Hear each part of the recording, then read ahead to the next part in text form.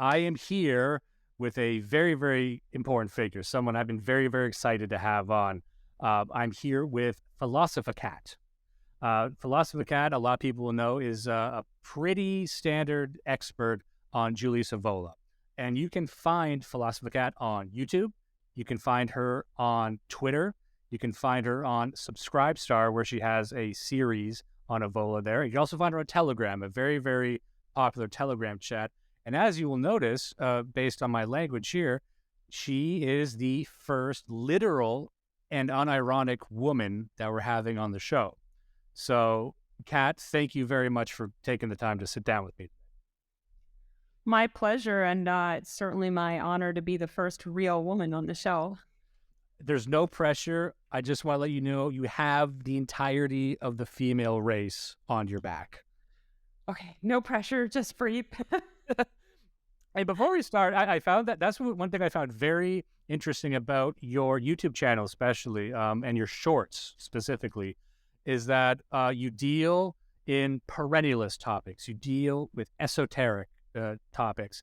But what I found most interesting is that you would take these high-minded esoteric topics and bring it down to the practical level for people. So if people were to look at your YouTube shorts, you would give these little short videos about messages to advice to women, advice to men, advice to how to lead a good traditionalist life. Does that sound like an accurate description? Yeah, so the shorts were just taken from clips of existing videos, and it was just kind of an experiment we did because for a while the YouTube algorithm for shorts was not linked to the rest of your channel, and it was just interesting to see what kind of viewership that got relative to the long form videos. But we would like to do more shorts, and one thing that I like to do is I do, of course, like to just expound on traditionalist philosophy and the concepts and principles on a pure level, but I also really like to be able to bring it down into something practical and usable for the average person, because high-minded ideals are great, but there's always the question of like, well, what good is this for me?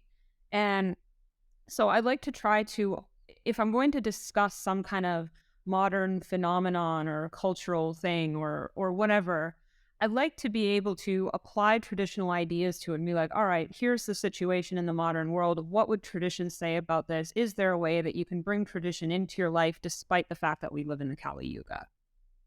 That's a great point, and that's what inspired me to really want to have this discussion, because on our show and in my own life and in our scene, this thing we call the dissident right, there's a lot of people who talk about tradition and who advocate for tradition. Some people are on the Christian side, some on the pagan side. But when it comes to tradition, Avola and the esotericists come up a lot. And Avola specifically, at least my reading of him, he was always very hostile to people who talked like they were adherent to tradition, but were really just still engaging with the world through the modern lens. And it was only him and a few others who really dared to go back to the roots of tradition and not engage with the world through a liberal sort of way. And I guess that's why I wanted to bring you on, because we had also discussed Revolt Against the Modern World on the show long, long time ago. I'm not sure I gave it justice.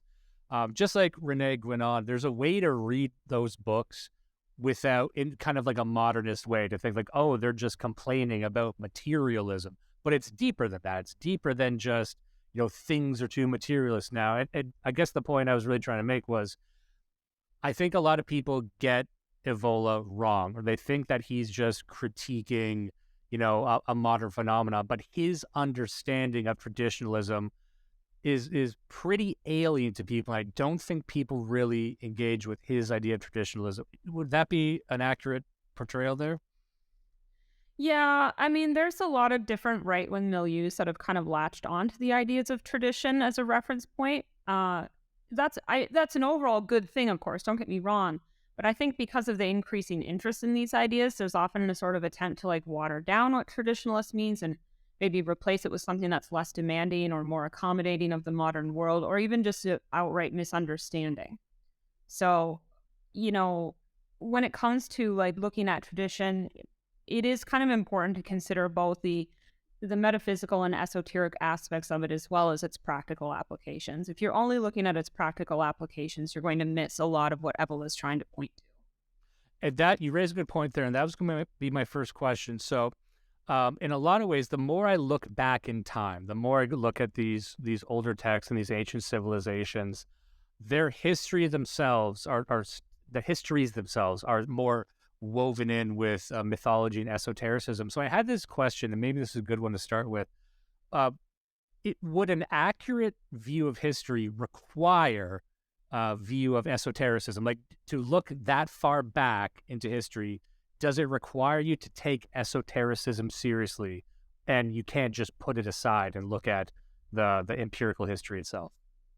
Well, it depends on what you're looking at history for. If you're just looking to establish chronological facts, you don't necessarily need to get into esotericism stuff. But if you want to understand and appreciate Avola, Guinan, any of the other traditionalist thinkers who do have a very heavy metaphysical basis to their approach, then it's really foundational to just fully being able to appreciate and understand that. So go ahead. I was going to ask you, is there, based on your time in the scene, because you've been making content for quite some time now, on that topic, are there any top things that you think people get wrong on that front? Like, do they get wrong about the idea of esotericism, or when they talk about tradition or Avola? Is there misconceptions that people generally have? Yeah, so tradition comes from the Latin word tradere, which means to transmit.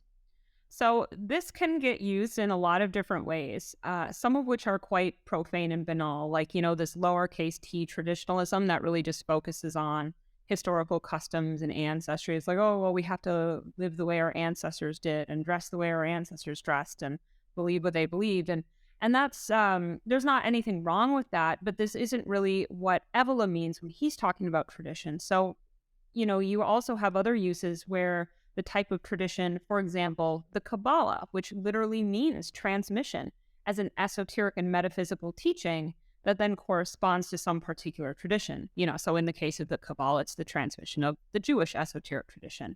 And this is more the type of tradition that Avola is dealing with, this esoteric metaphysical teaching that's being transmitted through this sort of initiatic line. And there's two aspects of traditionalism to consider in this respect. So one is associated with the sort of like metaphysics and morphology of civilizations, and then the other is its more esoteric interpretation. And so when it comes to this historical plane, that is like the things on the timeline of this physical earth, Evola says that tradition is traced back to what he calls immanent transcendence. And this is the idea that there's some supernatural force, from above, some heavenly divine force that's at work in this or that historical period or cycle. And then these periods tend to be characterized by an axis that's composed of these spiritual and super individual values. And this axis becomes the organizational reference point to the overall formation of all the different types of human activity within a given civilization.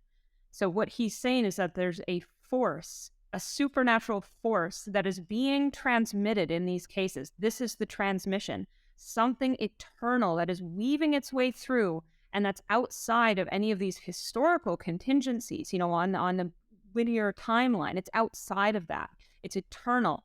And this force is tradition, this eternal, unchanging, metaphysical expression that sometimes filters into our world in this more or less accurate way. So then to go back to immanent transcendence, this force is traditionally embodied by the sovereign, by the sacred king, the Chakravartin. And this gives him a spiritual authority that is the foundation of his earthly power. He's the pontifex. He's the bridge between heaven and earth. I have a whole episode in the Revolt Against the Modern World series, actually multiple episodes that deal with this subject. So this king would be the embodiment of this axis point. He's the vessel for it. And this is passed down through blood or initiatic chains or whatever in order to preserve it, because once it's lost, you don't really ever get it back except through like some miracle of the cosmos. So that's how we understand tradition just on the historical plane within the framework of Avola. And then for the esoteric plane, Avola steers us more towards this doctrinal level and this sort of hidden and transcendent unity within various religions and traditions. Frithjof Schuon, another traditionalist, even has a book called, I think, The Transcendent Unity of Religions. And so in Revolt Against the Modern World, in the foreword, when he's talking about how he's going to approach his exposition of the world of tradition, he says he relies on the traditional method, which means that he's looking for a correspondence in symbols, forms, myths, dogmas, practices, etc., beyond their particular expression in a given tradition. It's not about what it means for this particular culture, but what is the unity of the meaning behind all of these different similar stories and symbols, for example. Like, what does the myth of the sun god mean in one culture versus another, and so on? And is there a unity behind all the cultural and historic components that have then been grafted onto these historical expressions of tradition? So, yeah, a certain esotericism is definitely required to fully understand and appreciate the world of tradition and Evola. But there's a kind of a caveat, because he does also say that this isn't just some sort of empirical comparative study of religions. He says you can only undertake this sort of examination of traditional material if you have a spiritual intuition, which is not just some kind of like hunch or instinct. It's more akin to like nous, divine, like the divine intelligence, and then the capacity of the mind to just immediately be able to apprehend knowledge, to just know it in your soul that it's true, because this symbol, for example, is representative of something dharmic, and your soul is aligned with dharma, and so it resonates as true. I don't know how else to explain it, really, but No, that's a good point. And I wanted to say, one thing I've noticed as I've been reading throughout history is the way you described it sounds very reasonable. Arguably, he'd probably hate me saying this, but scientific, in the sense that he's taking a wide scope and treating the data seriously. However, my reading of history, I've detected historians have a hostility towards this sort of thinking, this sort of esotericism, taking the symbols seriously and finding patterns. Did you think there is still a hostility towards this sort of thinking? Yes, even among, you have people like Jordan Peterson, for example, who talks a lot about this stuff, but he even has, maybe an unconscious hostility towards this, because they're always coming at it from a very modern framework. So, you're not going to find this rare spiritual intuition among dilettantes who are just kind of flirting with the idea of traditionalism as an intellectual novelty, something that their brain just likes to chew on and for curiosity's sake. And they're not like these Jungian Jordan Peterson types who like to play with myths and symbols as if they were toys, but never get into the real meat of it. And spiritual intuition kind of prevents one from running away with their imagination too. That's very easy to do if you're dealing with myths and symbols. And then some people, maybe are lacking in discernment. You'll find this a lot with, for example, some of the Atlantis crowd. They kind of just start imagining they're seeing these symbolic elements everywhere, even where they can't truly be said to be traditional. Like, for example, in the context of primitive cultures who may have some similarities in their outward symbols and forms, but the core of it, the metaphysical meaning behind it, is often very different. And so you really have to be able to get deep into that root of it and figure out, is this a route that goes to heaven or a route that goes down into the abyss? Now, that's a great point. And this reminds me of a video I saw of yours. The name escapes me, but it was a fairly recent one. And you were discussing, and I might butcher it, so if you know what I'm talking about, try and jump in, because I think it's fascinating. The idea that, your soul is almost looking for patterns. And if you have a hunger for patterns, you'll find them, and you almost will find this, we might call it like hyperreal, but another word, like fake divinity, because you just crave to find divinity, but you haven't put the work in to actually struggle to find it. Does that? Yeah, I think that was, I think what you must be referring to is the one I did on the law of beings from Yes. And he was talking about how if there's any part of your soul that wishes this, kind of transcendent experience that you're having, if you're wishing this to be true in some way or another, you'll almost get the experience you're wishing for, but it's not necessarily true. You have to. And you mentioned drug as well. Yeah, like for example, people feel like if they take acid or ayahuasca or something, they feel enlightened, like they've been let in on the secrets of the universe. Well, maybe you have, but maybe the secrets that were revealed to you are just your own deepest inner yearnings. How do you differentiate between those two? And the people who are pursuing spirituality solely on that pathway with no doctrinal foundation to support them end up making this mistake quite frequently. And that's a great point. And just to draw a connection that he might not want me to draw, but I think it's relevant, is you see something even in Christianity and in Catholicism with the concept of the Antichrist. You know, here is a negation, a dark figure who's here as a corrupting force, but offers you everything you're looking for. It fulfills your deepest desires. And that can create the false sense of it's fulfilling your wishes. And they use that word wish, and that's why I liked coming back to it, almost like a genie, but you haven't put the work in. It's almost too easy, you know?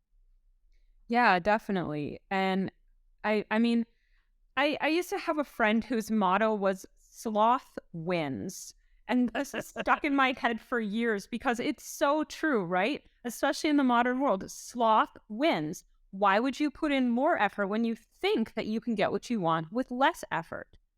I mean, isn't dropping some acid more fun than sitting in meditation for hours on end? I think most people would agree that it is, but it's not necessarily the pathway to true enlightenment. It's just, in some ways, it's almost a sort of spiritual hedonism. And that's not to say that you couldn't get any benefit out of using that as a tool. I'm not like trying to knock people who do that or anything, or say that all their experiences are invalid, because I don't know. I don't have any framework for knowing the contents of somebody's mind and soul. I barely know my own, right? So, but it's a warning that he's giving, right? That, you know, this is part of the reason with initiation, where you know, you had to have like a mind that was free of attachments before you could pursue initiation, because you need to be operating in the world in a non-attached way. Otherwise, you end up being sucked back in by the illusion of this world through your cravings, right? You'll always see what you crave. So you need to kind of purge that within yourself before you're ready to be able to assess what is or is not true on a supernatural level. Yeah, and that leads into one thing that I really had at the top of my list to talk about, because I think I'd heard you mention this when you were speaking with Academic Agents, who also hosts, he has a series of videos called Avola Day. So if anyone wants to check that out, they can as well on Academic Agents channel. You were on there. But you were talking about the importance of self-initiation. And I heard that. I thought that was such an interesting idea. I was wondering if you could maybe delve a bit into self-initiation, I guess in the path of true enlightenment, just for people who don't know what that might entail. Yeah. Okay. So Evola's premise is kind of that self-initiation is really the only path in the modern world because all existing traditions are corrupted, you know. So it's an important concept in the context of this Kali Yuga, when we have these initiatic chains that have been broken or corrupted, because it used to be that if you went through an initiation, if done correctly, it would produce an ontological change in your nature due to having established a contact within yourself with the divine. So you have achieved a high level of self-mastery and self-transformation, but this can only come from within. So external rituals and ceremonies are kind of, they're representative of the inner transformation that has to take place, but they don't produce that transformation in and of themselves. And so that's what a lot of modern, you know, spiritual initiations have become. It's just sort of empty shell. And it's, you know, you go through the process, and you're promised the fruits, but you don't get them because something's broken in that chain. And so Evola is saying, you know, self-initiation is, you know, a possible alternative. But I wouldn't say that it's crucial for the individual to pursue this. In fact, I would probably say that the vast majority of people should not. And that's because initiation of any kind always assumed certain prerequisites. And chief among them is the total mastery of the mind, the ability to sit in still and peaceful meditation, essentially, to have total control over the urges and desires of your body, to direct your mind with laser focus to where you want it to go and nowhere else.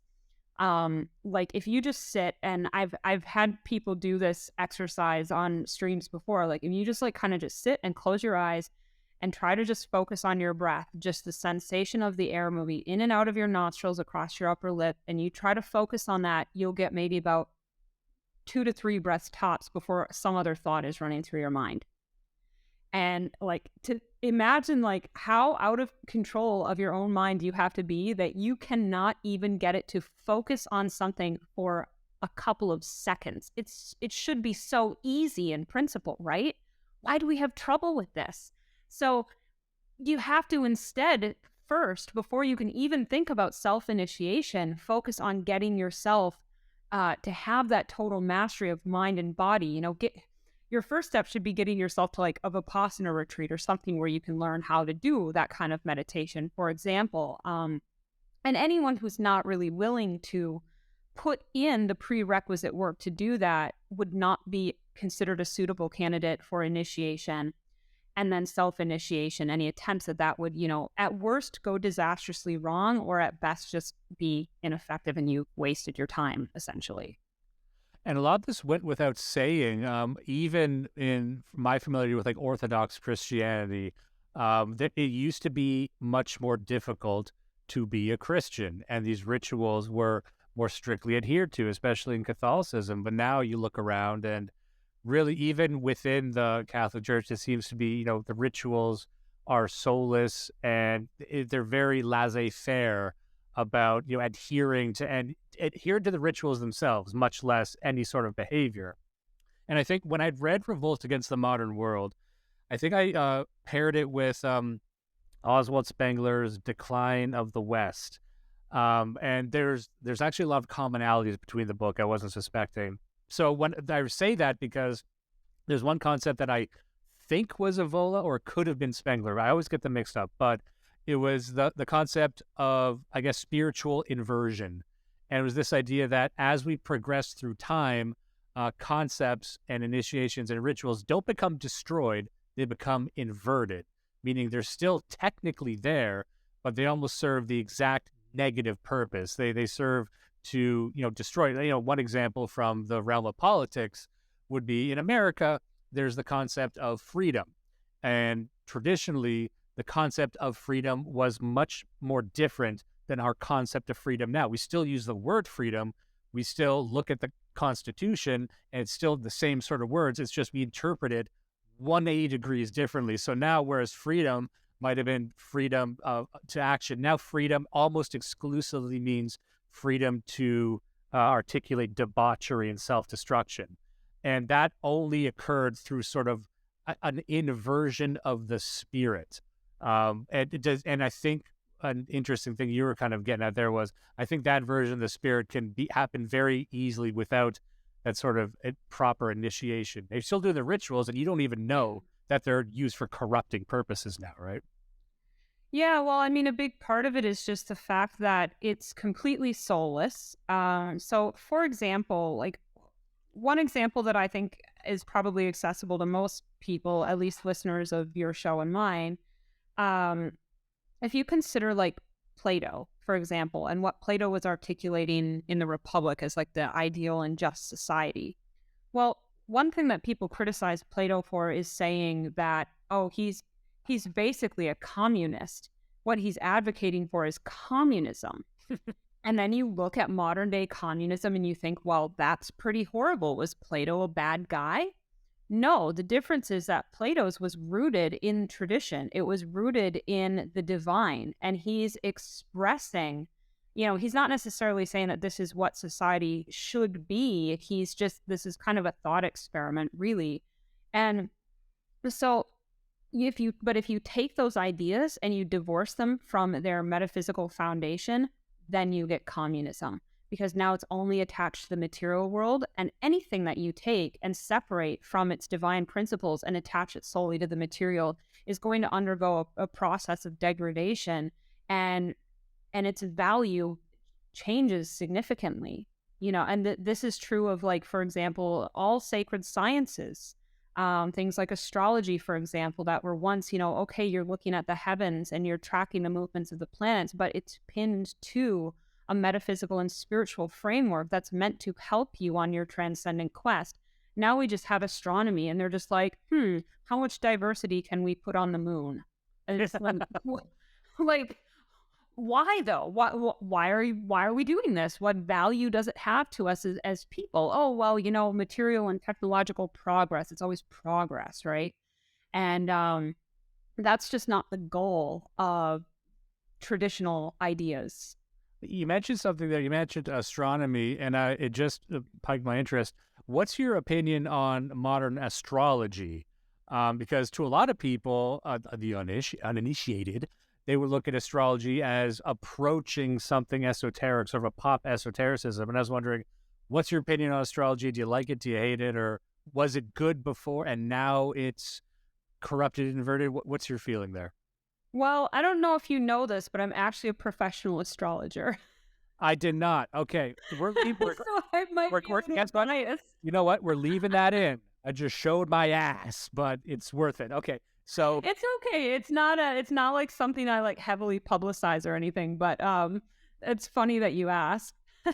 no, but okay. So as even though you have your bias, your expertise from the inside, what can you tell us about astrology? Because as just a guy that's never been on my radar, and that always seemed like, oh, that's a girls watch Friends. That's their thing. But you're a very serious person. You're a very knowledgeable person, and I'm willing to admit that I'm wrong. So, do you think there's a lot of bad astrology out there, for example?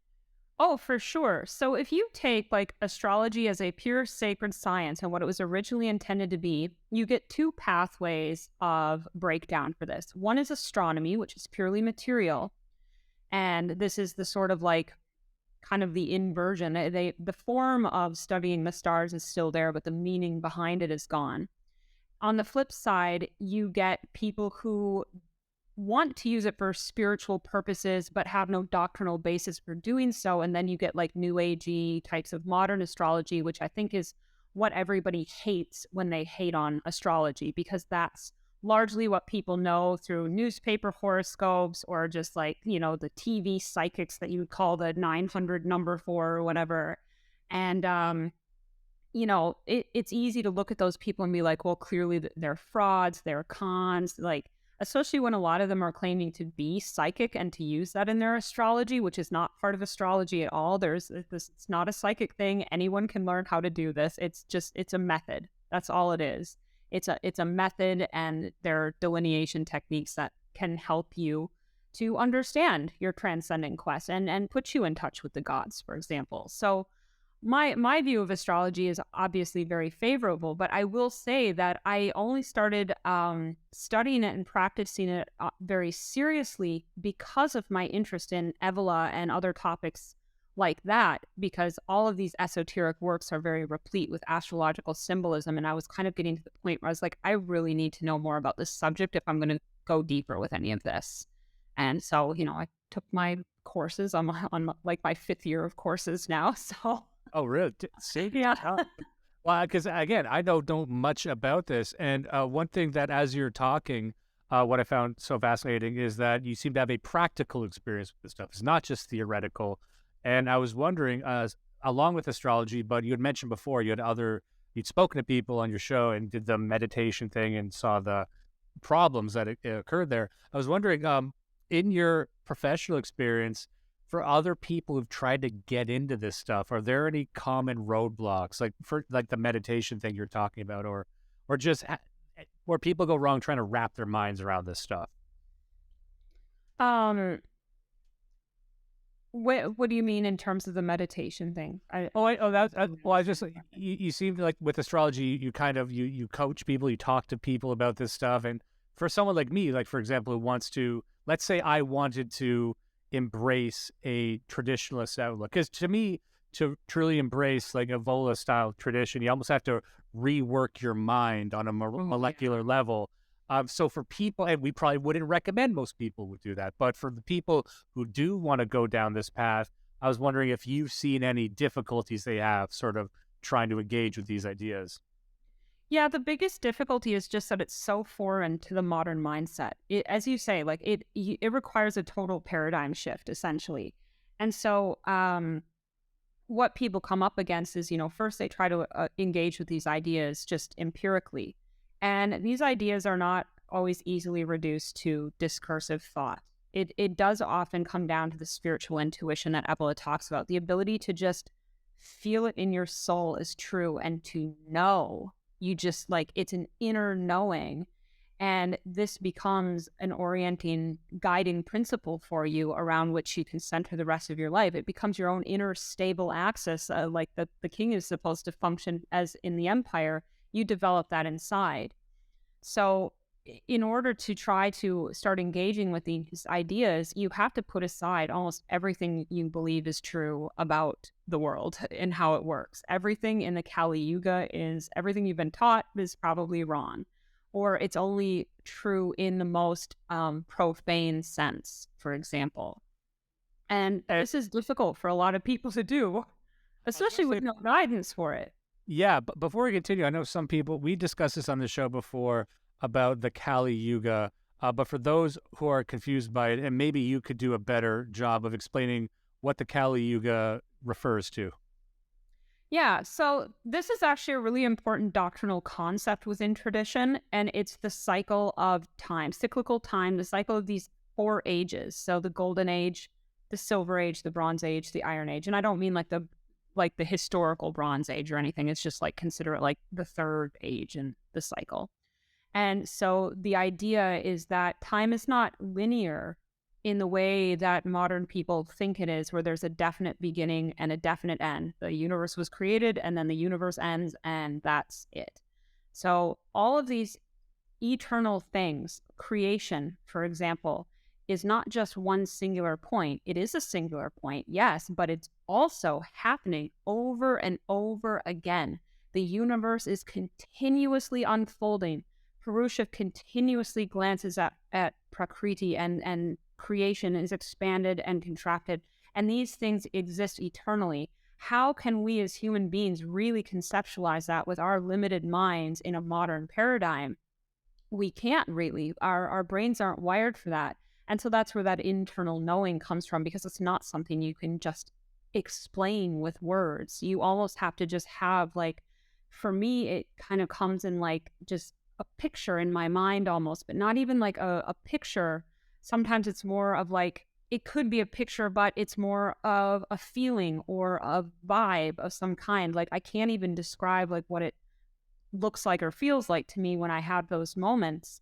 And so imagine for Avola trying to write a book on this stuff and explain it to people. This is why he's such a dense writer, because he's trying to pin down these ideas in ways he's like, all right, I'm just going to give you like a bazillion examples and hope that one of them resonates with you almost.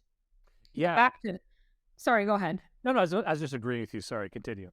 Yeah, so back to your question about like, well, what is the Kali Yuga?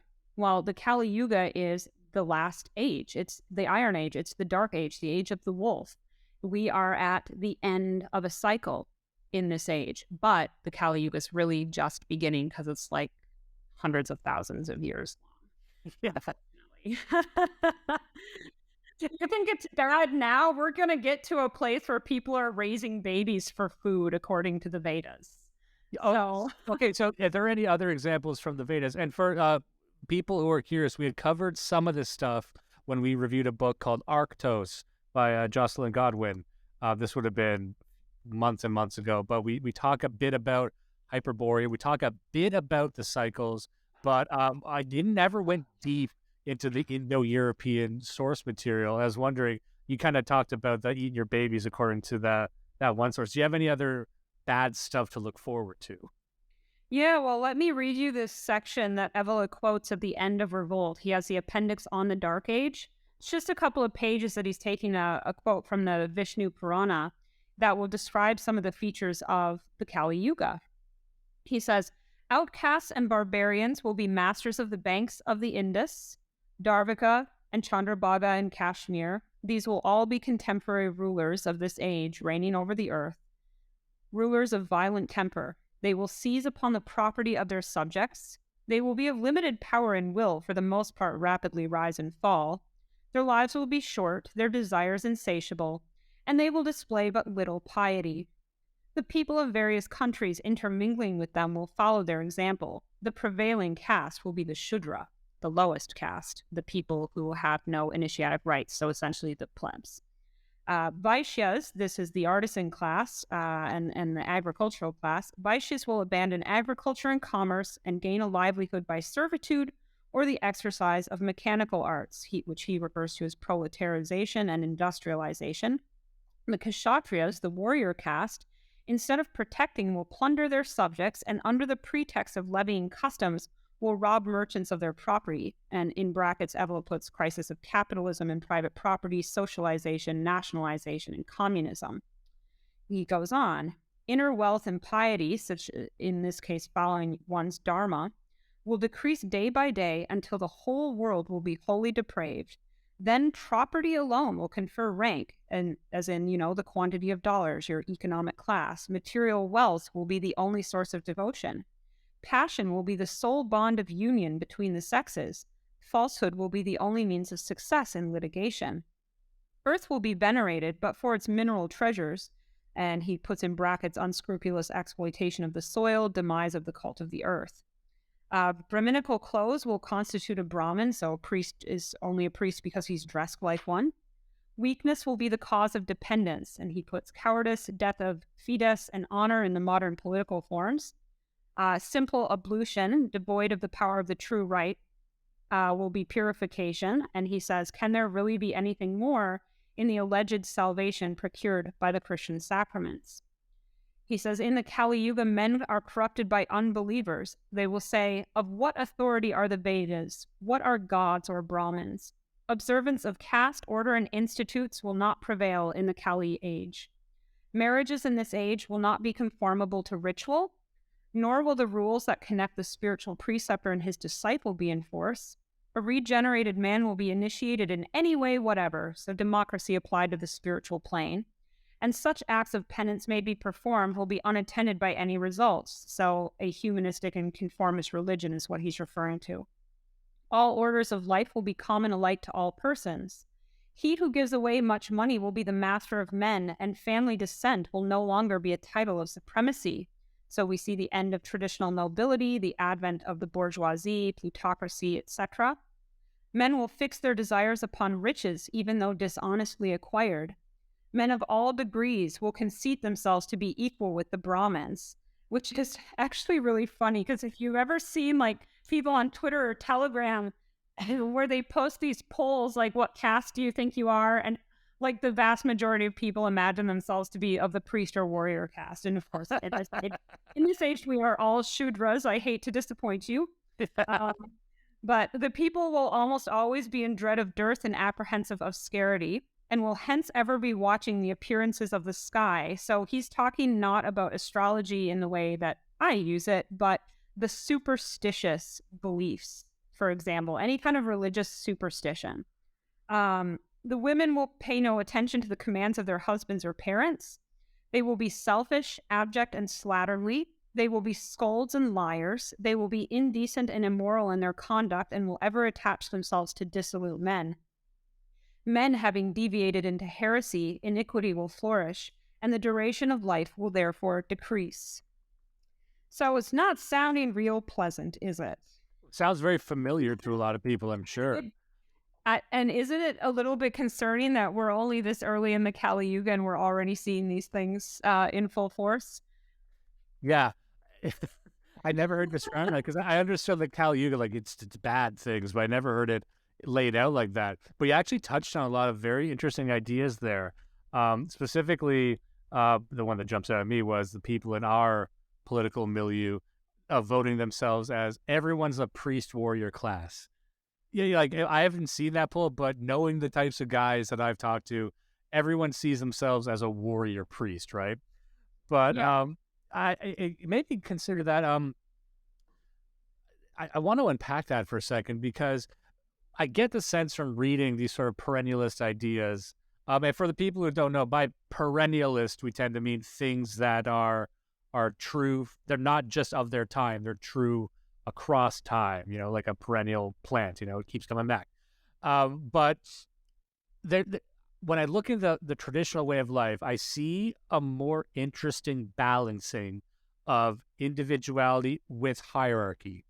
And when I see people who are constantly voting themselves, for example, like we just talked about, into a hypothetical higher caste, that's mainly a reaction. That's because they see themselves socially as above everyone else. But that's almost like an inverted conceptualization of how a hierarchy or a caste actually works. So anyway, I'm kind of rambling here, but I wanted to know, like, in your opinion, in this traditionalist worldview, for example, like when people in our political scene, they tend to think in terms of individualism versus collectivism. It's only those two.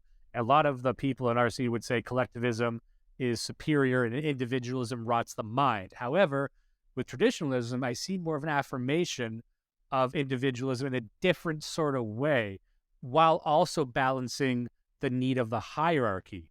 And I'm wondering, does that seem accurate? Is that a fair thing to say, that it's a balancing of individual with a really codified hierarchy and not any sort of like collectivist ideas, really?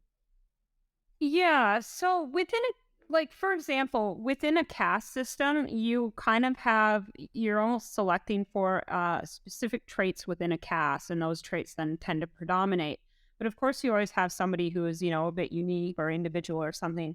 And it's not that you need to squash that within you that is unique and individual so much as that it needs to still fit into your role in society, your dharma. And so the kind of individuation that we're talking about, traditionally speaking, is not the individuation of modern man where it's just all about, like, I don't know, going traveling to find yourself or whatever that means, and developing like this, quote unquote personality. There is something, this individuation that Avola is aiming for is an individuation that is beyond the individual. It's a supra individual state. And this is not the same thing as, the person traveling around trying to find themselves. This is somebody who's achieved like an Olympian leap and really realized their highest divine potential. That is not what you're looking for when you're going around trying to figure out your personality and whatever mask you wear in society. Now, I'm wondering, would, I'm pulling examples out here, but when we look at, monks, when we look at people who commit themselves to meditation, perhaps in Buddhism, would that be an example of people who are trying to achieve that super individuality, or is that just something entirely? And that's just like a monk class thing? It depends on what they're doing. There's a lot of different types of meditation, and not all of them are intended to lead towards like that full realization of the higher self. Okay. But a lot of them are. If you're seeing like monks in a temple, then most likely they're, at least attempting to attain that higher realization. But some of like this modern Western mindfulness meditation is not that. And it's not that that kind of meditation is wrong or unhelpful or anything. You can still do it and get benefits from it. It's just not going to. It's just not going to liberate the higher self. Well, that's a great example of sort of a bad way of doing it. And it makes me wonder, we were just talking about castes, and when people hear a caste system, what they're probably thinking of is India. And they would hear that, oh, India has a caste system, and they'll hear that in a geopolitical sense, that caste system equals slavery equals bad. And I was wondering, from your perspective, and this might be a big question, so you can tell me to go fuck myself, but would India's caste system, in your opinion, be a good example of what we're talking about, or has that become sort of corrupted with time, do you think? Obviously, it's corrupted and degraded in the modern world because these castes do not all still retain their inner spiritual quality. Like, as Avola says, we're in this age, we're all Shudras.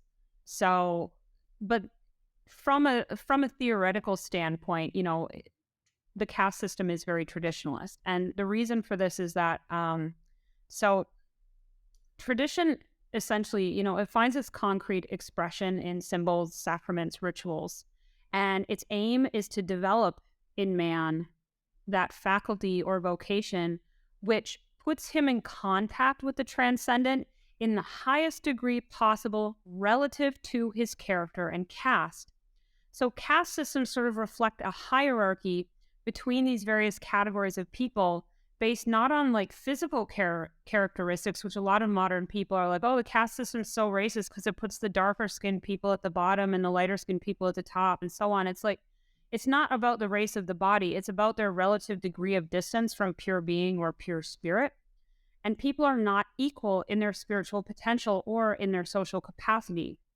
So different people have different talents and responsibilities, and a caste system ensures that each individual is able to fulfill their dharma, to sort of fully blossom into their full potential as a human being, and to be able to fulfill their spiritual destiny and contribute, I guess, to the greater good in a way that's meaningful and appropriate.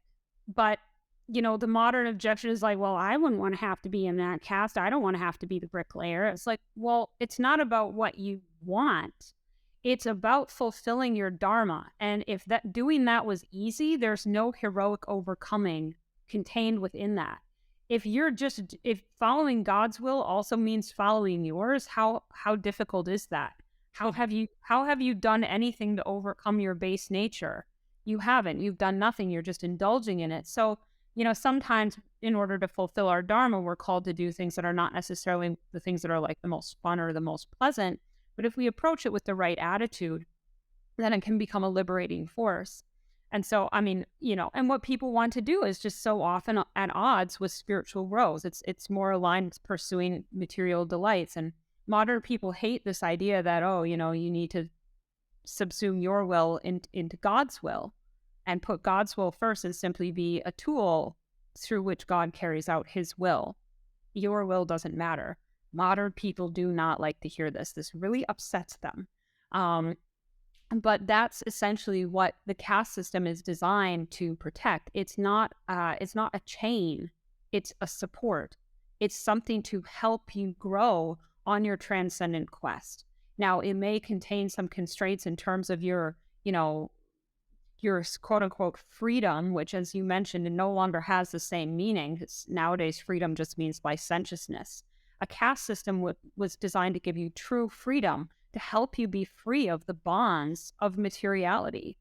So, and this hierarchy isn't some invention of humans. It's a natural part of the cosmos, much in the way that, did you ever do like that science experiment in elementary school where you mix like oil and water and then they separate and one floats on top of the other?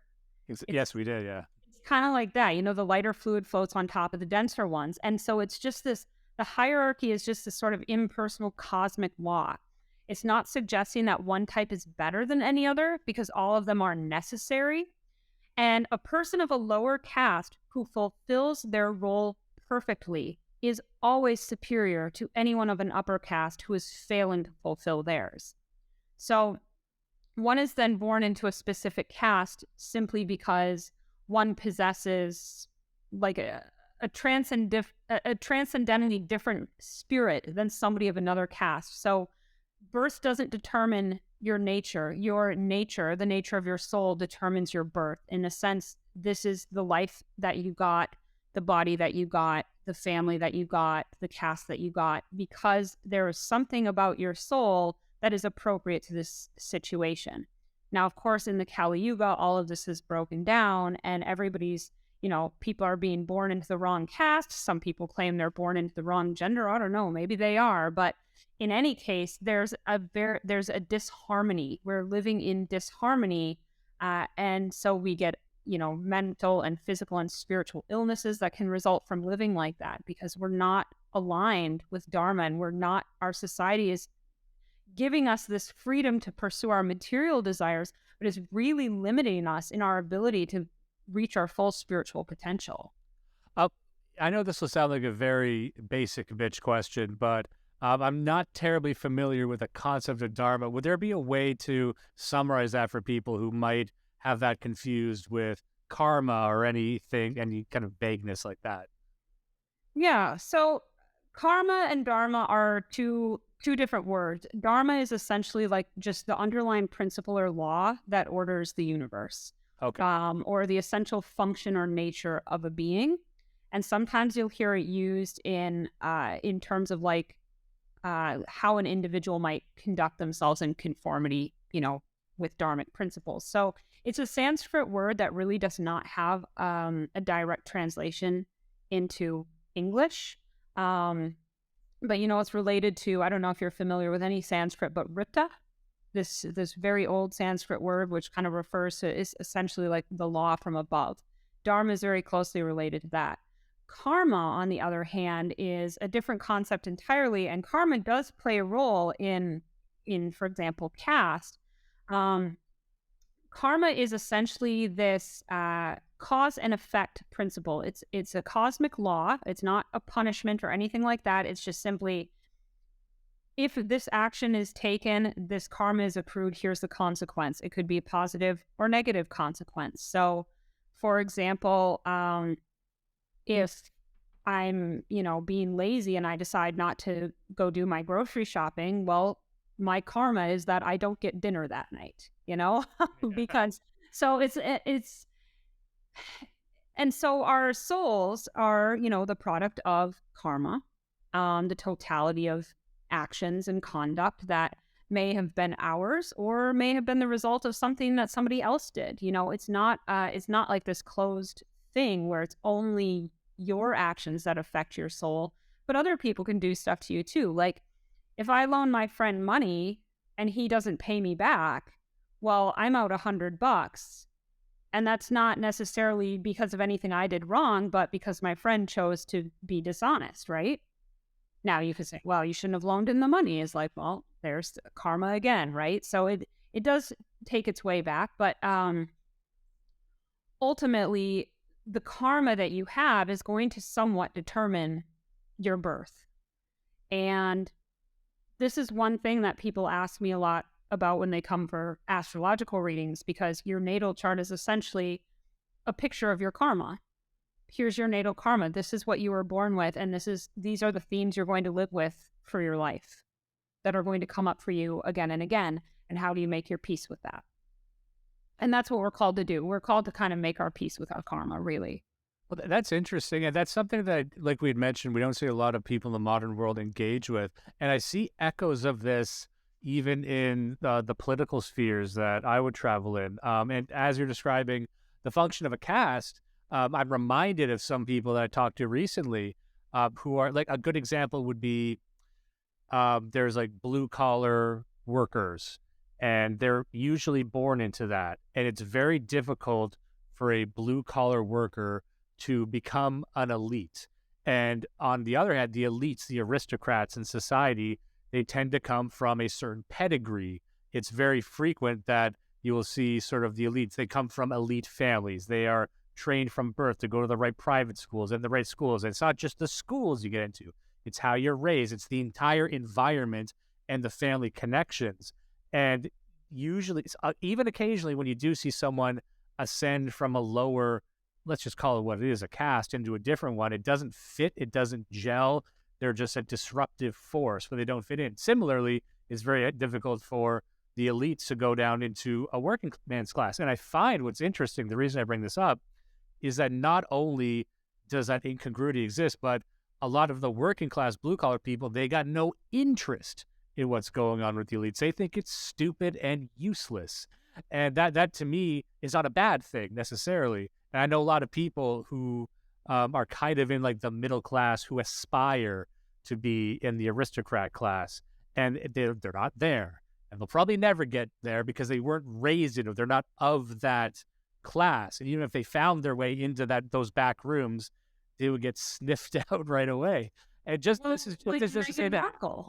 Yeah, and this is just an example to see that despite we're not talking about just crazy, kooky, esoteric stuff. This is evident in the real world right now, right? Yeah. So, like if you look at the damage and havoc that Meghan Markle wreaked on the royal family, for example, she's not of that class. Not only was she not born in that class, she's not even from that country. She had no clue about the kind of aristocratic culture that she was marrying into. She thought she wanted to be a princess, I guess, but turns out she's not really suited for it. Compare that to Kate Middleton, who, while not strictly speaking nobility, was raised in a moneyed family. And she went to, the schools and the universities that the elite kids did, and she was somewhat part of that world. She fits into her role much better. Some of that's probably a personality thing too, but It is It's been an interesting like little fallout to watch, and I'm not like some big fan of the British royal family or anything like that, but it's an interesting case study as to what happens when you sort of drop somebody up a lower class into a higher one, and it just really doesn't ever seem to work out. Yeah, and I know my co-host who couldn't be here today, he would laugh about showing up to the job site with new tools. There's nothing worse than showing up to a bunch of guys on a construction site who've been working their whole life, and you have like brand new tools, and you're not of them. You're not the guy who's got worn out tools, and you will get essentially lynched if you're too fancy, you know. So they detect a stink on you that you shouldn't be there, that you don't have the same values, the well-treaded shoes that they've got. And anyway, I like that because I see that everywhere now that I think of it. I had another question for you based on just some of the stuff we were just talking about. We're talking about how people could achieve, this super individuality, achieve this enlightenment and transcendence. And I wonder, considering that we are in the Kali Yuga and it's cyclical, um, does it make sense for someone to even try and achieve that, or does it make sense to just ride it out? Is it because our surroundings and environment are so corrupted and so inverted? Could we even recommend the average person to break off from that, or is it just is it too hard? Is it not even worth it? What do you think? Okay, maybe before I answer that, I should clarify the Kali Yuga a little bit better so that people understand the principles that are at work and why we have a Kali Yuga in the first place. So, the basic idea with these four ages, the golden age is our state of unity. It's before the fall. There's no dyad, there's no male, female, it's a state of being. And post fall, we then have the introduction of the dyad. Now things are split into masculine and feminine. This is one of the Hermetic laws. Everything has gender, absolutely everything. And this applies to the four ages. So the golden age is the age in which the masculine principle, Shiva, predominates. And as we go through the successive ages, we see the feminine beginning to take precedence until we reach the nadir of the Kali Yuga, in which Shiva is almost totally asleep. The masculine principle has retreated from the world. We are totally under the aegis of the feminine being related to chaos and becoming and flux. And this is why we see the problems that we see in this world. This is a necessary part of the cycle. And this is like the Hermetic great work on a cosmic level. At the end of the Kali Yuga, we hope Shiva will be able to suddenly and violently react against himself, wake himself up essentially to trigger the next golden age. And in Hermeticism, this has corollaries with what's called the white work and the red work. And this also has links to things like sex magic. So the white work is when the masculine principle becomes totally subsumed by the feminine. And through an alchemical reaction within a man or within the cosmos, that masculine kind of realizes like at the last moment, hey, like I'm about to drown in the abyss here if I don't get my act together and stop like just indulging in the sensory pleasures of the feminine. And then there's just this sudden jolt. And at this point, the corrosive waters of the feminine are converted into the waters of life. The masculine and the feminine can achieve a state of unity again. And begins the red work. And the red work is when the feminine is subsumed into the masculine and reduced to the nature of the masculine. Now we have a new golden age. And this dynamic underlies everything from the Yuga cycle down to our interpersonal relationships as men and women. It rules everything. So in the Kali Yuga, we are in this stage where the masculine is almost totally asleep and we need to await the process to complete. And part of being, trying to reach a super individual state, to be a man among the ruins is to recognize that this cycle is all just part of the play of God. And we may experience that subjectively here on earth as really unpleasant because we're divine beings and we yearn to be in harmony with God. We yearn to be in a state of being, but we're not. So we're not having a great time down here in the Kali Yuga, but God's just doing his thing. This is just how the cosmos moves, right? There's always this interplay. There's always this back and forth between the masculine and the feminine. And so if you want to then achieve, that state where you've sort of transcended the modern world, a certain level of non-attachment is necessary to do this. And so for a lot of people, that does end up coming with less of a desire to engage in the material modern world. And modernity is, of course, it's fundamentally opposed to the world of tradition. So, if you want to create a golden age within yourself, then you have to establish that quality that you would attain in initiation. You need to do the red work within yourself. And that means you need to reject all the values and attitudes of the modern world.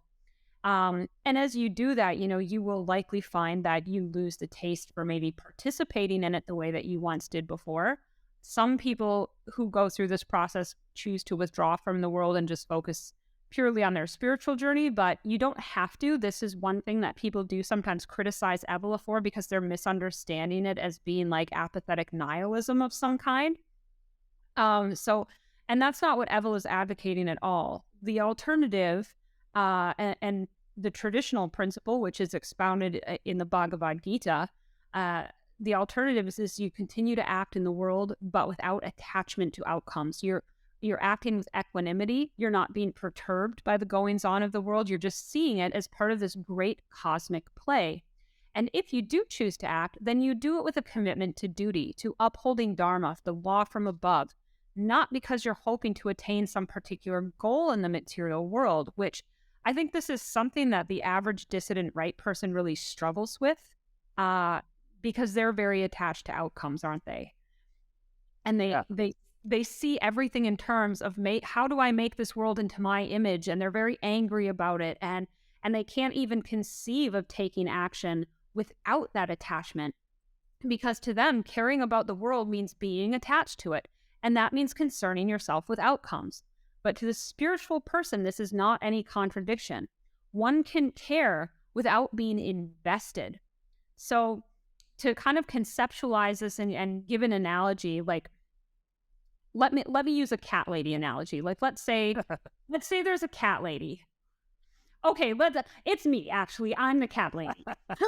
But let's say that I come across a starving stray cat, which I often do, and I feel sorry for the cat. I'm moved by compassion as well as by my duty as a human being. I'm a steward of this earth and of God's creatures. It's my dharmic duty to act with compassion towards all creatures. So I give it food, but I don't concern myself with the cat's fate. I don't try to catch him and make a pet of him in order to save him and give him a better life. I would, of course, prefer to see that he's happy and healthy, but I also know that I can't save every hungry cat in the world. That's beyond my scope. So I act towards that cat in a way that is in line with my values and my duty, but without any attachment to that cat's fate. And it doesn't mean that I don't care about cats or that I won't help cats when I can. It doesn't mean that I don't love that cat, because I love them all. But I also can't let myself spiral out emotionally every time I see something in the world that's tragic. And so when you're a spiritual person, you will start to see the whole world this way. You see, there's so much tragedy and suffering. There's so much evil, and you should act against it, but not because you expect or hope to win, but because it's the right thing to do. And you should do it even if a loss is guaranteed, simply because it is your duty as a traditional spiritual person to fight on behalf of Dharma in this world.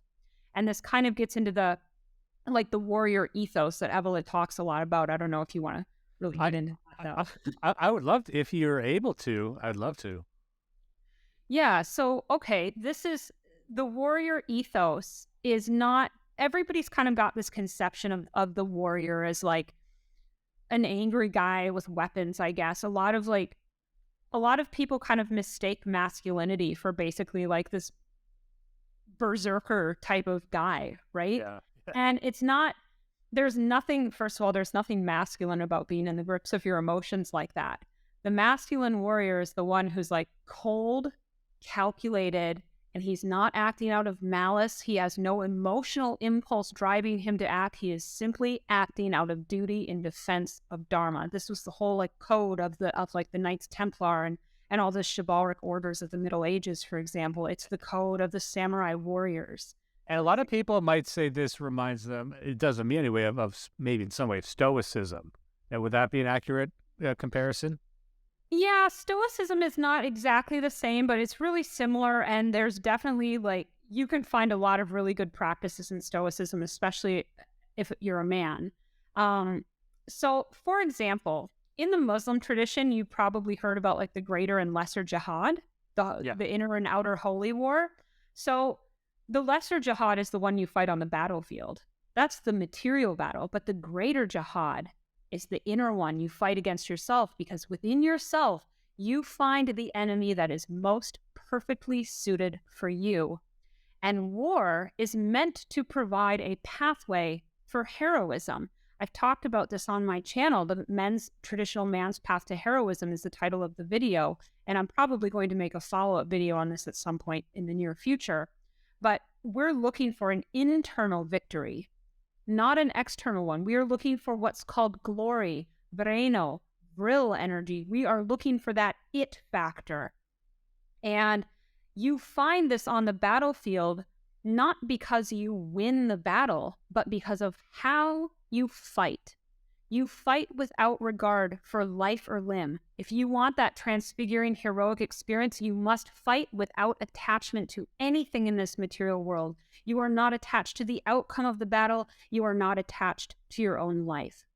And this is, this is why in the Bhagavad Gita, Krishna is telling Arjuna these things. Arjuna's, I don't know if you're familiar with the Gita. I'll just kind of give a brief overview for any of your listeners. Please do. But essentially, the story is that Arjuna he's like one of the greatest warriors to ever live, basically. And he's going into battle against, it's a brother war. He is going to have to kill people who are his family, his cousins, because they are not upholding Dharma. They are bringing evil into the world, and he has to vanquish them.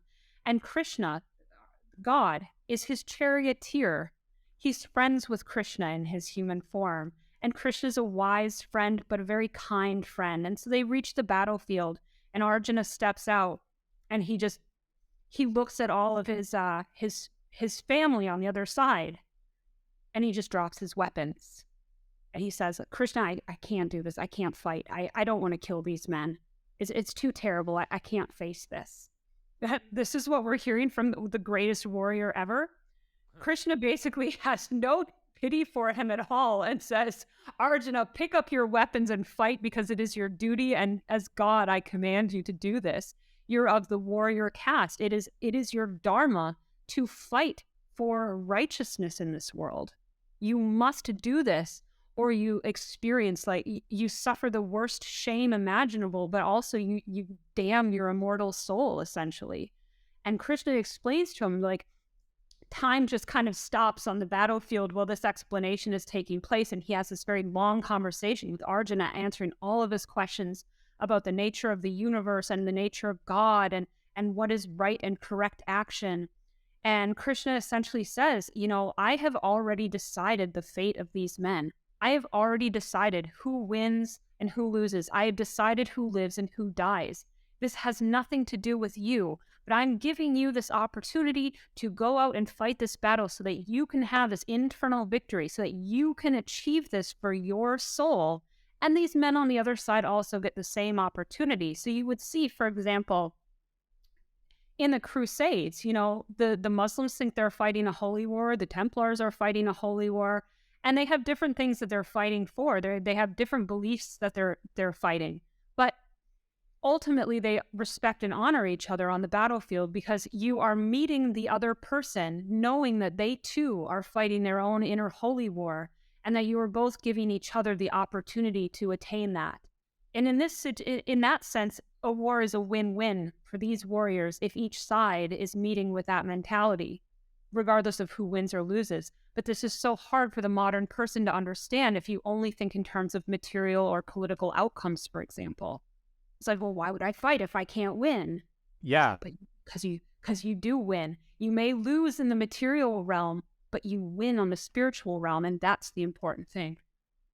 I'd never really heard it explained like that before. I think that's a total recontextualization for most people about what they mean by warrior. And I liked how you started that too, which is that, our conceptualization of a warrior is this sort of unhinged madman.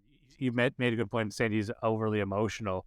Well, that's true. Like someone who embraces unhinged savagery, which is, almost the exact opposite of what you want to do, because that savage is also very likely to flee if he doesn't get exactly what he wants, right? Yeah, well, I mean, I don't know. You're a man. Maybe you've been in a fight or two in your life. Most of you guys seem to have been. If you're going up against a fight of somebody, like, who are you more afraid of? Are you afraid of the guy who's shouting really loud, who's a big talker, beating his chest? Or are you afraid of the guy who's sitting there, not rattled at all? He's totally calm going into this fight. There is not a flicker of emotion in his eyes. Which one do you think you have a better chance against? And you see that most evident in high school as well. If a lot of guys who've ever gotten in high school fights, I've gotten probably into more fights than I should.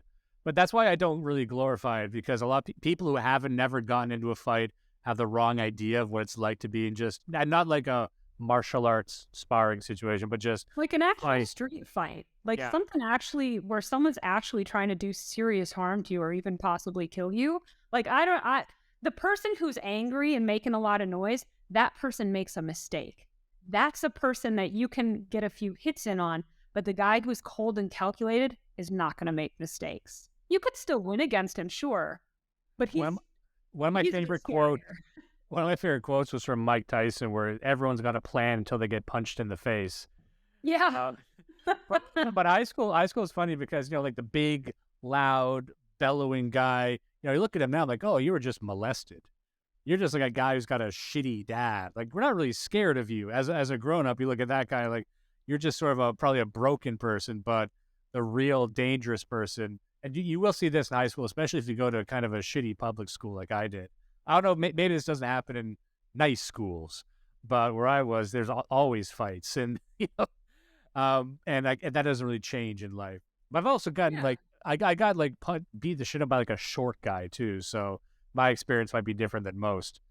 But hey, watch out for short guys. Everyone knows that short guys, they're a mystery. And you don't want to go to a maze in a daze. That's what I say.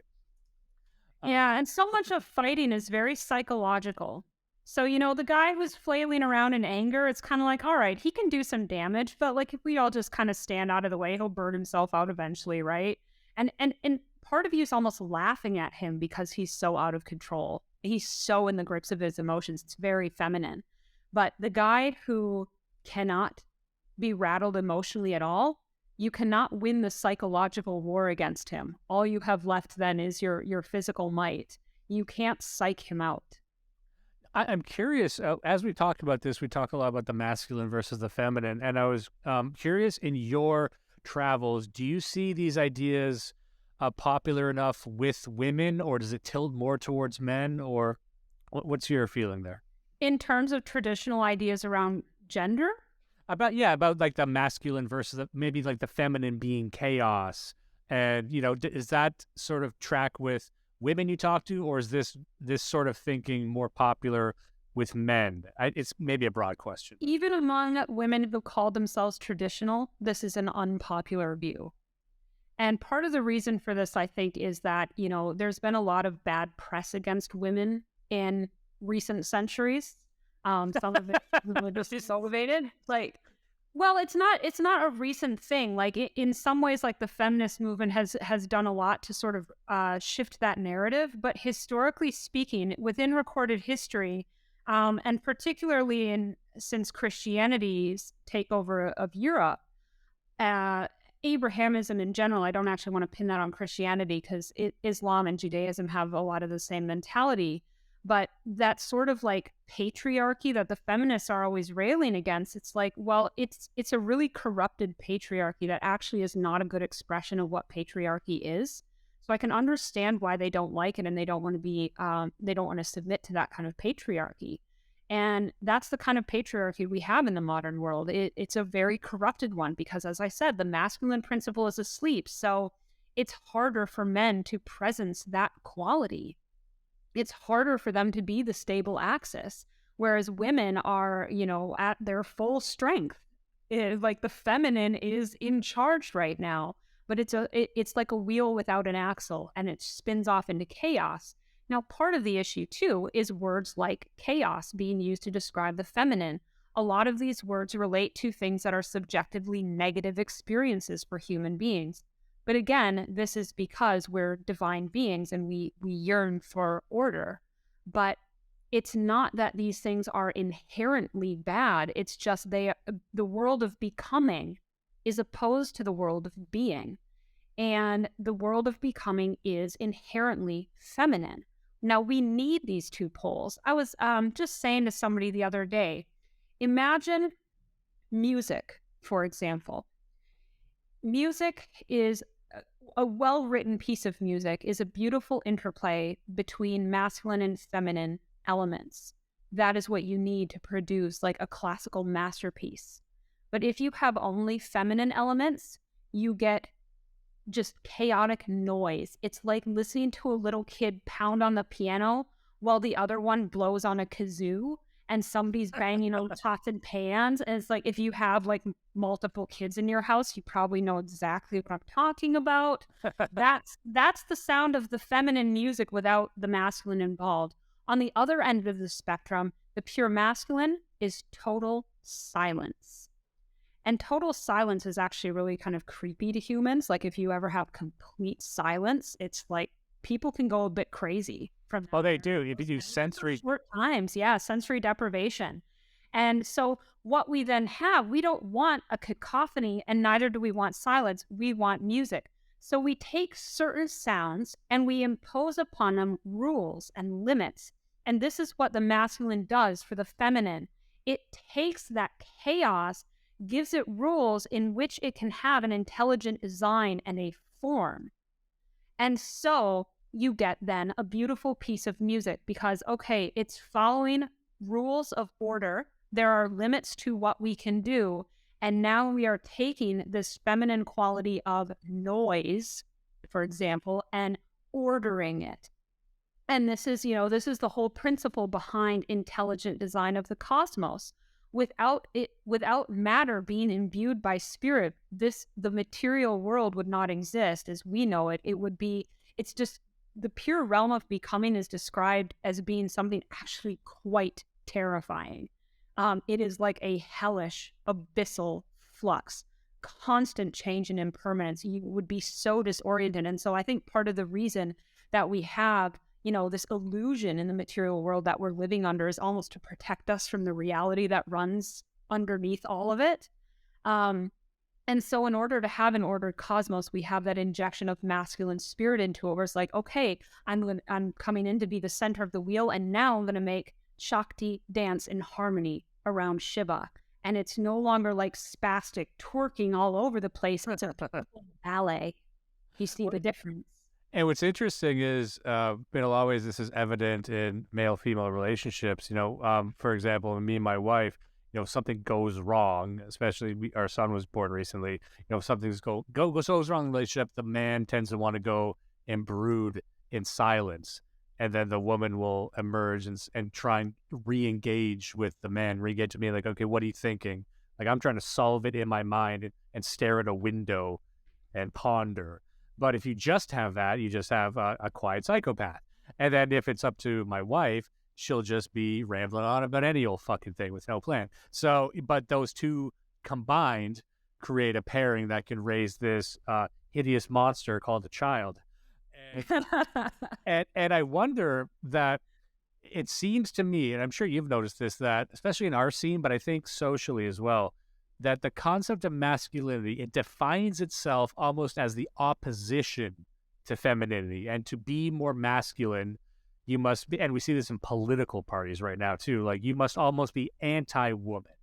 And I think what I find interesting about the traditionalist worldview is it's more of a synthesis between the two. And we see this even in, some Abrahamic faiths where the family is the common denominator of the society, that man plus woman equals household, and that household is the indivisible building block of society. But I worry that even on the more traditional side of things, people still see masculinity as you must be anti-woman. Is that something you've seen in your travels? I have come across that more times than I can count, to the point that it is exhausting to continue to see it. It never goes away. Um, but what you're saying is correct. Like, for example, in the example that you gave, where if there's a problem between you and your wife, your impulse is to withdraw.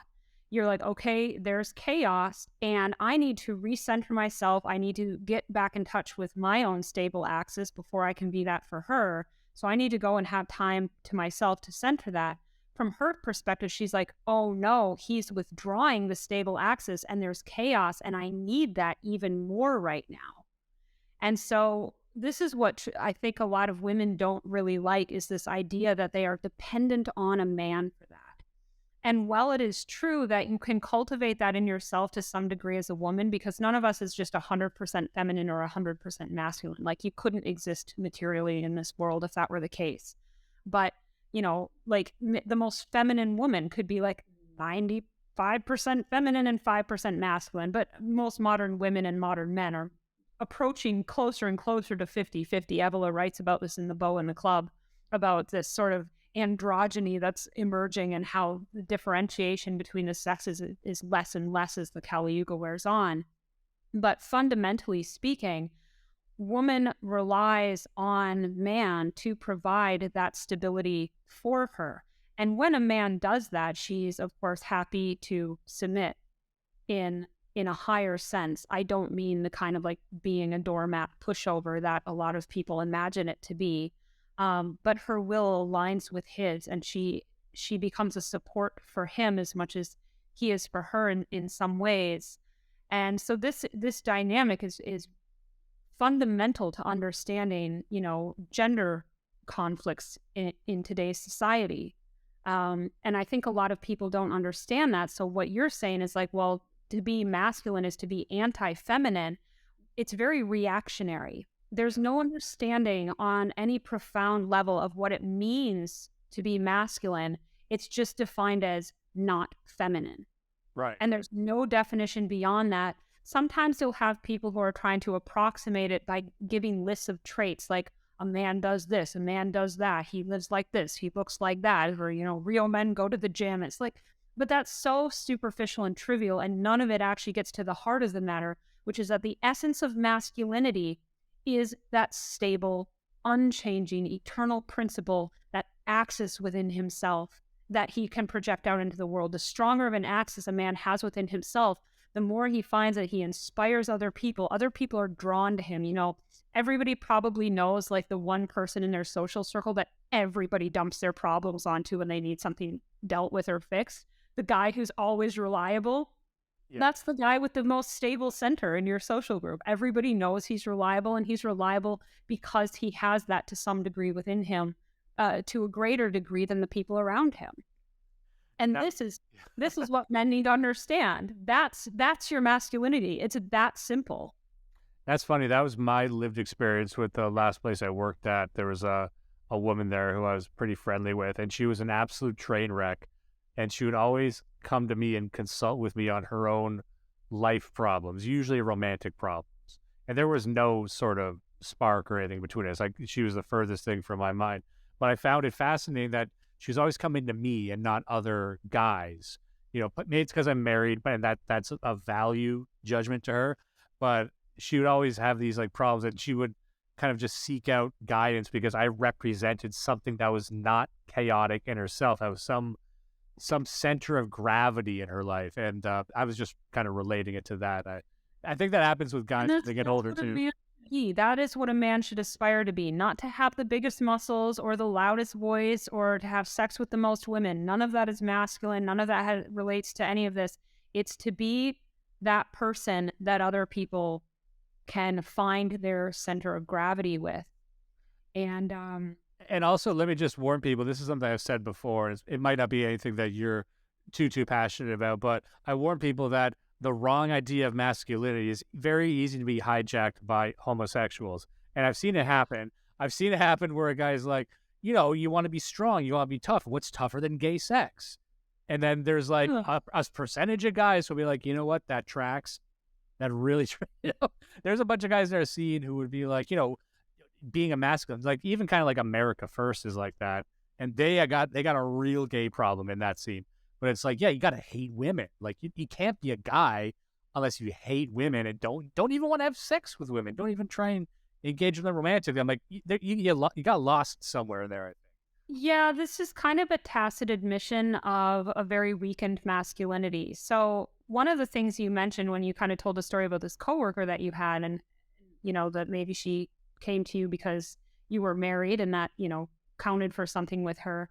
Well, from a traditional standpoint, a man could not become a sacred king unless he had basically he had a woman at his side. Really, he has to show that he is a stable enough axis that he can bring a woman into his orbit. And for a sacred king in these mythical stories, this is usually a supernatural woman of some kind, a goddess or some other like really kind of exceptional woman, typically speaking, and that he has to either seduce or conquer in some way, but to claim her for his own. And this is representative in myth of the masculine principle overcoming the feminine and establishing its dominance. And so if you have men who are saying, well, I don't want to have anything to do with women, well, it's probably a good thing that they don't. It's good that they recognize that they should stay away from women because it can be very dangerous. Women are both life and death to a man, and it can go one way or the other. And a man without the stable center is going to find death. I don't mean that necessarily literally, but metaphorically and metaphysically speaking, he becomes enslaved to his sense pleasures. It becomes about satisfying his sexual urges or his emotional needs or whatever, all these very feminine things that are part of the world of becoming, whereas the man who has the stable center is focused on the vertical path. And so woman for him represents life because she is the tool through which he completes the red work that we previously discussed and attains his salvation. You know what? I think we just solved male-female relations. I've been trying to say this for years, but man, Twitter does not give me the character limits I need. How has your experience on Twitter been? I know you're very active on Twitter, and I encourage people to go to check you out. And I know you kind of getting involved with relationship dynamics a lot there. What's your experience been on there? Well, I have to say, I get involved with it more than I want to because lately that's all that comes up in my feed. I do not follow 2,000 people who only talk about relationship dynamics. But I'm not seeing any cat posts. I follow tons of cat posts, for one. I'm not seeing anything spiritual. I'm not even seeing anything like political current events. Nothing. This is like the only thing that's coming up in my feed for like the last several weeks at this point, maybe a couple of months now. And so that just tends to be what I comment on because that's what I see. But I mean, it is a big thing, and it's something that most people are interested in because it's always such a salient point in our lives, right? Our primary relationship with the opposite sex is like pretty key to how we live our lives, how we feel about ourselves, our overall happiness. So it's natural that people would be interested in this, and everybody's trying to figure out like what's the key, how do we unlock this? But they're always coming at it from this empirical standpoint that's not grounded in any deeper metaphysics. And I think Avola really hits the nail on the head with this. There's a chapter in Revolt called Man and Woman, which is relatively short and easy to read. I would recommend that to anybody who wants more insight. But also his book, Eros and the Mysteries of Love, which is one of my favorite ones. He really gets deeply into these dynamics of masculine and feminine and what that means for traditional relationships between man and woman, how this is used in sacred ritual and so on and so forth. So that's a great book. If you haven't read that one, you might enjoy it. I'd love to give that a shot. I've only read Revolt Against the Modern World, and I've seen his pretty impressive selection here. I think there's a publisher that does a lot of Avola stuff. I think Arctos is the one. Arctos and Inner Traditions are his publishers in English. Yeah, and they do pretty good work for him and translations and whatnot. And I also want to say, I think I've asked you every single question I want to get to. We covered every aspect of what I wanted to cover today and got very, very deep in a way that I don't think we got with Avola when we covered Revolt Against the Modern World. I think we kind of came at it more from a modern, ironically, we came at it from a modern perspective. And I just totally fine. You got to start somewhere. Yeah, just like when we read Renee Juanon, my fear was like we're coming at this like we're too materialist these days, but like we didn't really grasp the deeper spiritual level. But we're kind of getting to that in the show now. Before we leave, I did want to direct people towards your channels again to make sure that if people like what they heard today, you go way deeper into a lot of these topics. And your YouTube channel, especially, is very, very good for this stuff. I can't recommend your videos enough. And good production quality too, which is very lacking in the scene. So I would encourage people to look up Philosophicat on Twitter. You can find her on Odyssey. You can find her on YouTube. You can find her on Subscribestar, and you can find her on Telegram, a very, very popular Telegram channel, which is important because some people, they really seem to pick one or the other. And I found someone will have like a huge Twitter and then like 20 followers on Telegram, but yours seems to be pretty well enough balanced. And I wanted to give it to you if there's any other thing you wanted to say that maybe you didn't get out during the interview. Yeah, no, we covered a ton of ground and it's been a fun conversation. So I hope it's kind of clarified some of these ideas for you and your listeners. Obviously, like Revolt is a pretty dense book. It's not, it's not impossible to get through, but it's a decent size and there's a lot to think about. And if you are new to Avola, of course, coming at it from just a modern perspective is totally fine. Try to understand it, within the paradigm that you currently have. And then on a second reading, you'll find that you just naturally get deeper into it. Yeah, and this is why I wanted to talk to people. Like getting into this stuff, it's at the very least a fascinating endeavor because it really makes you have to unpack how you look at the world and certain preconceptions you might have that you didn't even consider. And then to truly engage with the traditional, you need to rethink a lot of your assumptions. And I just want to say thank you so much for taking the time to sit down with me today. And I hope we can speak again sometime soon. Yeah, it's been my absolute pleasure. If you ever want to discuss Avola again, I'm happy to come back. All right. Thank you very much. I'll see you later.